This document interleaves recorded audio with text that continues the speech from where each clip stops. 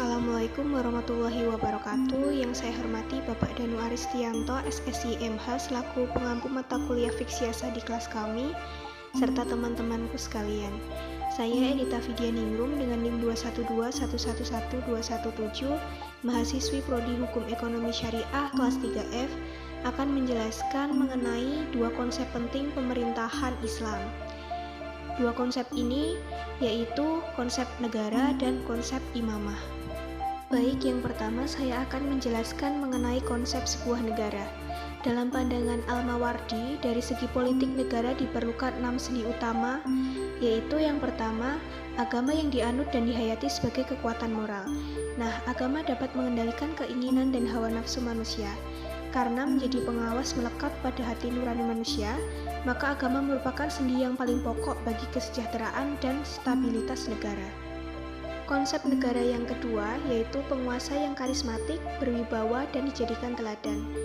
Dengan memiliki sifat-sifat itu, seorang penguasa dapat mempersatukan aspirasi-aspirasi yang berbeda-beda atau heterogen, membina negara untuk mencapai tujuan luhur, menjaga agar agama dihayati serta diamalkan, dan melindungi rakyat, kekayaan, serta kehormatan mereka.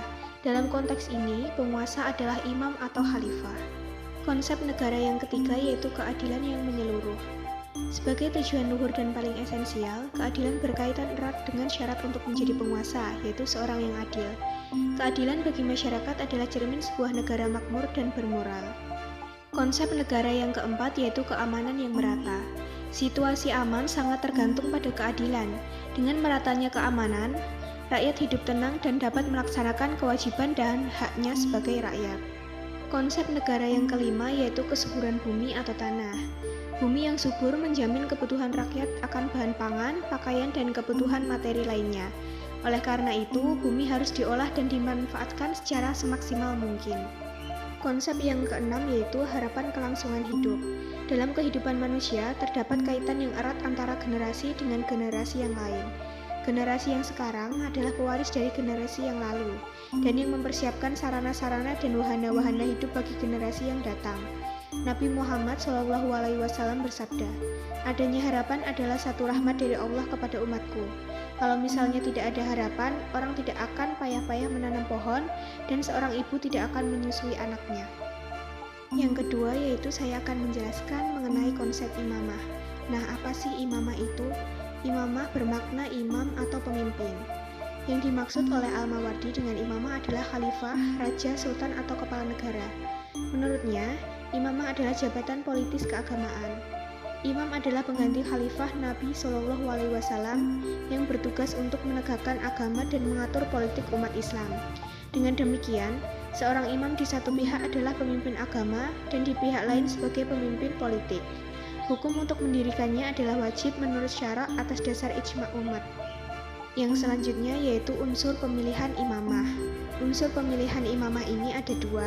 Yang pertama yaitu para pemilih, dan yang kedua yaitu yang berhak dipilih. Yang pertama, para pemilih atau al-itiyar, menurutnya tidak semua orang berhak melakukan pemilihan atas imam. Imam hanya dipilih oleh wakil-wakil rakyat dengan memiliki syarat-syarat tertentu, seperti bersifat adil, mengetahui syarat-syarat khalifah, dan memiliki kesanggupan untuk menentukan dengan bijaksana siapa yang berhak menjadi khalifah dari calon-calon yang ada. Imam Al-Mawardi menetapkan beberapa syarat menjadi al-itiyar, yaitu yang pertama memiliki sikap adil, yang kedua memiliki ilmu pengetahuan yang mampu mengetahui siapa yang memenuhi syarat untuk diangkat sebagai imam, dan yang ketiga yaitu memiliki wawasan yang luas dan kearifan dalam memilih siapa yang paling tepat untuk menjadi imam, dan mampu mengelola kepentingan umat di antara mereka yang memenuhi syarat untuk jabatan itu. Unsur pemilihan imamah yang kedua yaitu al-imamah atau yang berhak dipilih. Imam atau khalifah harus memenuhi 7 kriteria. Yang pertama yaitu memiliki sifat adil dengan segala persyaratannya. Yang kedua yaitu memiliki ilmu pengetahuan yang memadai untuk berijtihad dalam masalah hukum dan pengelolaannya. Yang ketiga yaitu sehat mental, yang keempat yaitu sehat fisik, yang kelima yaitu berwawasan luas untuk mengatur kehidupan dan kepentingan umat, yang keenam yaitu memiliki keberanian dan ketegasan untuk melindungi rakyat dan menumpas musuh, dan yang terakhir yaitu keturunan Quraisy. Yang selanjutnya yaitu teori kontrak sosial.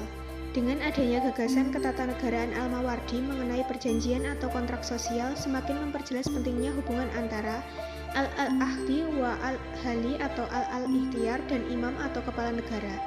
Hubungan ini merupakan hubungan antara dua pihak peserta kontrak sosial atau perjanjian atas dasar sukarela, satu kontrak atau persetujuan yang melahirkan kewajiban dan hak bagi kedua belah pihak atas dasar timbal balik. Oleh karenanya, selain berhak untuk ditaati oleh rakyatnya dan menuntut loyalitas penuh dari mereka, imam juga mempunyai kewajiban-kewajiban yang harus dipenuhi terhadap rakyatnya, seperti memberikan perlindungan kepada mereka dan mengelola kepentingan mereka dengan baik dan penuh tanggung jawab. Pembahasan selanjutnya yaitu kewajiban imamah. Menurut Al-Mawardi, antara lain yang menjadi kewajiban seorang imam adalah ada 6. Yang pertama yaitu menjaga dasar-dasar agama yang telah disepakati ulama salaf. Yang kedua yaitu menegakkan keadilan, supaya yang kuat tidak menganiaya yang lemah dan yang lemah tidak merasa teraniaya. Yang ketiga yaitu menegakkan hukum, supaya agama Allah Subhanahu wa Ta'ala dan hak-hak umat terjaga. Yang keempat yaitu menjaga keamanan dan menjaga daerah kekuasaannya dari gangguan musuh dan penjahat, sehingga umat dapat menjalankan kehidupan mereka dengan baik dan jiwa dan harta mereka terjamin. Yang kelima yaitu mengadakan jihad atau memerangi orang-orang yang memusuhi Islam, sehingga mereka menganut Islam atau mengikat perjanjian damai supaya semua orang bebas menganut dan menjalankan perintah dari Allah Subhanahu wa Ta'ala. Dan yang keenam yaitu mengatur pengelolaan keuangan negara. Hak-hak imam diperoleh apabila imam telah menjalankan kewajibannya dan memberikan hak rakyat serta menunaikan hak Allah Subhanahu wa Ta'ala. Maka rakyat berkewajiban mematuhi dan mendukung kebijaksanaannya. Sekian apa yang dapat saya jelaskan, kurang lebihnya mohon dimaafkan. Wassalamualaikum warahmatullahi wabarakatuh.